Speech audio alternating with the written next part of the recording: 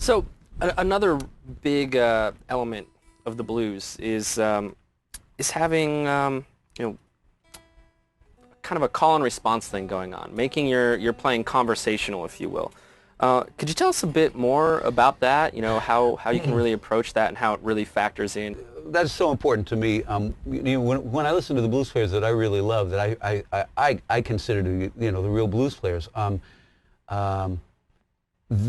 they're speaking.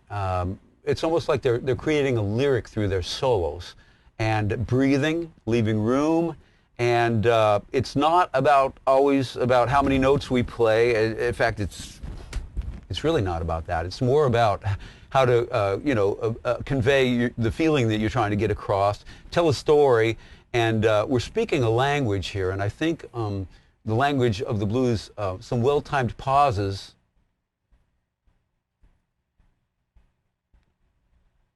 can help you get the point across. It can help people to want to, you know, listen to what you've got to say next. And so I try to remember to do that in my playing. And I listen for that quality. I hear that in the quality in the great players like B.B. King and Albert Collins, who I was playing, that opening track was in the Albert Collins style a little bit. And I was trying to do some call and response with the horns in the beginning of that. I don't know if people caught that or not, but there's this little rhythmic figure the guitar was doing. That's kind of comping in the style of Albert Collins anyway. But I was answering back and forth with the horns, and Albert Collins was really great at that, creating a conversation through the changes. So that's something to be listening for and striving for in your solos, is to try to create a lyric. Because to me, when I'm playing a solo, I'm trying to match the soul and the intensity of a great singer. That's because, I mean, if you look at my favorite singers in the soul kind of genre, like James Carr or O.V. Wright or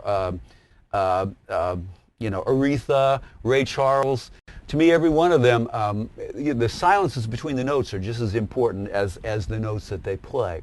So I'm going to show you an exercise that I like to play. And this is over a slow blues. Now, this happens to be a play-along track, also from the book that I did a while back. And this is over a Freddie King slow blues tune called Sad Night Owl.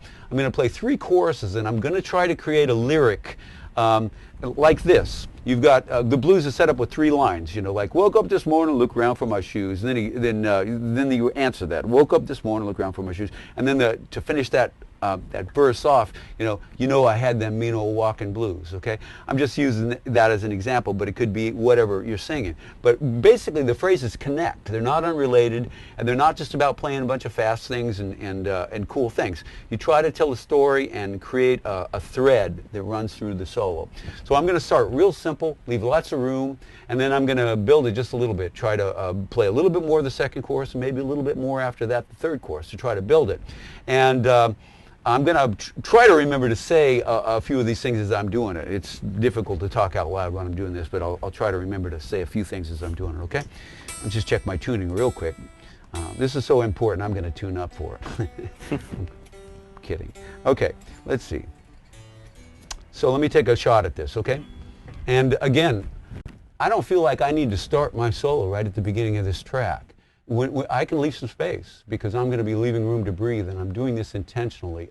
Because when you start sparse, it actually gives you room to build, okay? So think about your solos. Think about pacing them. Think about your activity.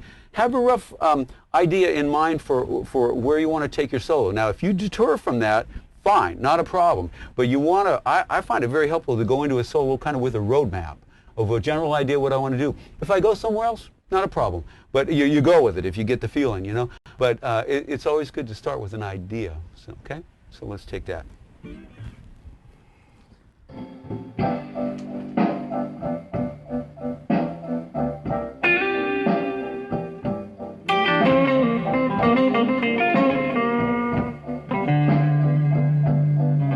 Take a little breath.